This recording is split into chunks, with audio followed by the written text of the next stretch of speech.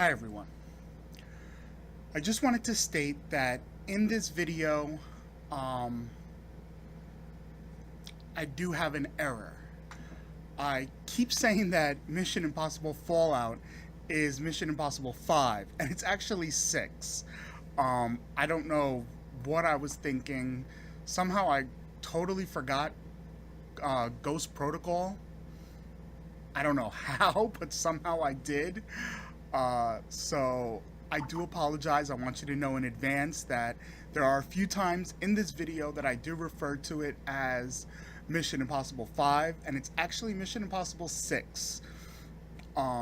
So instead of going through and editing each sequence out or just redoing the video, I figured, hey, get a good laugh at it throughout.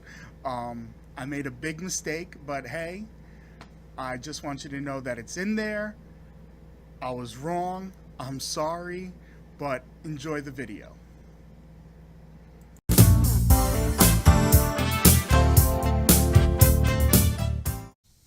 Hi, everyone.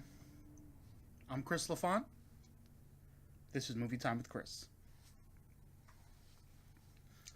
the channel devoted specifically to movies, movie trailer reactions, movie reviews, movie birthdays, with a few other special videos along the way. Now, hey, if that sounds like something that you're into, if you love the trailer reactions, if you want the movie reviews before you check it out at the theater, or hey, if you just love movies, subscribe to this channel. You're going to get all of that great content that you love and then some. Today, we're going to be doing a movie review for Mission Impossible Fallout. I know I'm a little behind, but again, I was really sick in and out of the hospital, and I finally got a chance to check this film out, and it did not disappoint. Well worth the wait, built up the anticipation, and it kind of worked out for me because everyone was saying, oh, you have to see Rogue Nation before, you have to see it, you have to see it. And I had never seen Rogue Nation. So it kind of worked out for me because when I was laying in a hospital bed, it just so happens that it came on TV. So I was able to watch it, get that storyline, and everyone was right. You definitely need to see the fourth one before the fifth one because they tie into each other. It's a continued story. And if you haven't seen it, I mean, yeah, you could probably get by with the action and the information that's given, but you're missing out on some stuff. There's some comments that are made that you're like, wait, what? You wouldn't get if you haven't seen it. But let me just say, this whole storyline was great. The cast was unbelievable. I like to say that, I've seen a lot of movies. Very few movies are able to surprise me. And with the twists and turns of this movie, um, I definitely saw one of them. And you know what? I'm just going to go ahead and say it. This video is going to have spoilers. So if you don't want to know what happened in this movie, if you're like me and you hadn't seen it yet, back out of this video right now. Because I'm going to be going over some stuff because I'm not good at holding my tongue. It's not a strong suit. You've had your chance.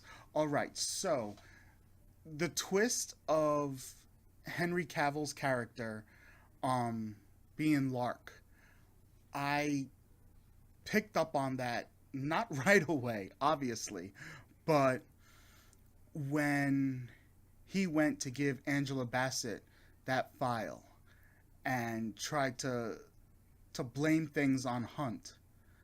At that point, I was like, he's Lark. Got it. Figured it out. But, some of the other things that were going on, uh, definitely didn't see Simon Pegg uh, as, oh my god, I just had the guy's name in my head.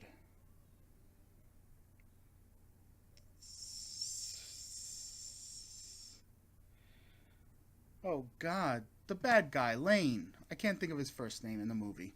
Um, that scene in the cell between him and Henry Cavill, and the whole thing with, you know, Alec Baldwin having the phone going and recording everything for Angela Bassett, but at the same time her turning on everyone because she don't know who to trust, and at the same time Henry Cavill's people are there, and it's just what?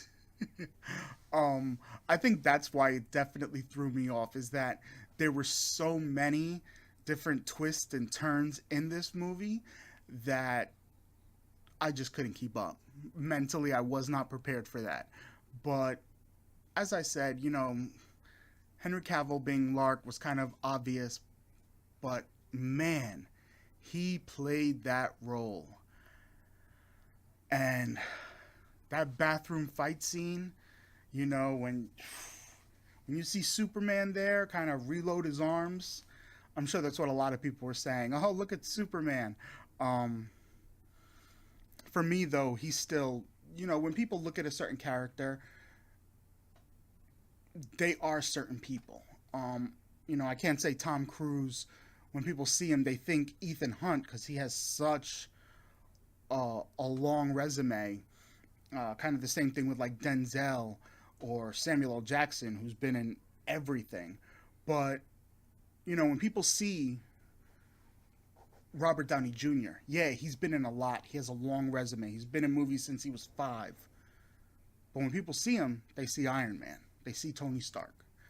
Uh, Chris Evans has kind of dropped all the other comic book personas, and they see him and they see Captain America. People see Henry Cavill and probably think Superman. When I see him, I think Albert Mondego from 2002's The Count of Monte Cristo. um, so to see him grown up and fighting alongside Tom Cruise in that bathroom scene and then fighting Tom Cruise at the end, he is definitely up there on a whole new level in my book. I mean, he's done a lot of good stuff, but I don't know. Something about this movie just elevated his level for me. But hey, this movie is great action throughout. Again, if you haven't seen Rogue Nation, you could probably get by in watching this one, but it's better to see Rogue Nation so that you're fully comprehending everything that's happening in this one. Um, but it's always good to see these kind of things. I think Star Trek Into Darkness kind of had that because it was,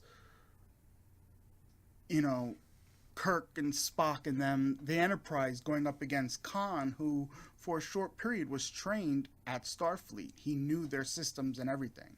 So you're going up against one of your own. The same with Equalizer 2 that I had mentioned. You know, Denzel's going up against guys that he worked with in the past, his former partner. So in this one, to see, um, kind of spy versus ex spy type of thing and current spy, it's it's really interesting because you're seeing people that have similar training going up against each other, and that's what makes it that much more difficult for them. It really raises that bar of what they need to do to succeed in their mission. Um, so this mission was probably, in my eyes, the closest to being impossible that there was. Also, other tidbit, side note about the movie still. Maybe I'm mistaken, but when they go in to see the widow, when they go to meet her, and she's there giving that speech in the club, the VIP room of the club, and she's talking about her mother, Max. Was Max in the first Mission Impossible? Was that the woman that he was trying to get the list for, the knock list that was going to help him, but ultimately he ended up having her caught? Was that who Max was? And was that character Max? And if so, I like how they tied that together, but are they going to go further with Mission Impossible 6 or MI6? Um, which would really be interesting to see. I would love to see, because again, in Rogue Nation and in this one, they have a lot of references to the British secret intelligence, and to see them have a bigger role in MI6 because they're called MI6. But anyway, I went off on a tangent there. This movie, like I said, great action. It's a good story. Everyone has good screen time. Everyone has emotional moments, heartfelt moments. They pull on those heartstrings. Ving Rhames is amazing. I mean, there's a scene where he was tearing up and I was about to tear up. They really get you going with it. And it's an all-around great movie.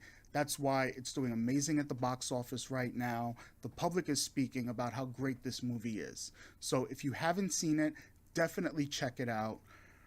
I understand movies can be expensive, and if you have a big family, you don't want to go and spend a few $100s, but when this movie comes out on Netflix, Hulu, Amazon, Vudu, anything like that, definitely check it out. It is well worth it. It is that good of a movie. The action is right up there. To know that Tom Cruise does like his own stunts and the things that happen in this movie, watch this movie. But that's my opinion. That's my review of it. Let me know what you think in the comment section below. As always, you can find me on Instagram, Movie Time with Chris, where you're going to get the you're going to get the little snippets of things I've already uploaded, videos videos I've uploaded, videos I'm working on, things I'm going to be uploading. And hey, check that out. Check out the Instagram, check out my captions. Some of them are kind of funny. But hey, if you like what you see there, come back to the channel and definitely subscribe. You're going to get all of that great content that you love and then some. And I say and then some because, hey, I'm here for you. So if there's ever a video you want to see, a topic you want to hear about, a question that you have, shoot me an email, movietimewithchris@gmail.com. I'm going to check that email multiple times a day. I will not miss your message, and I can guarantee that your question, the topic you want to hear about, the video you want to see, will definitely appear on a future video on this channel. But hey, if you enjoyed this video, hit that thumbs up, share the video with your friends, please subscribe, and until next time, take care.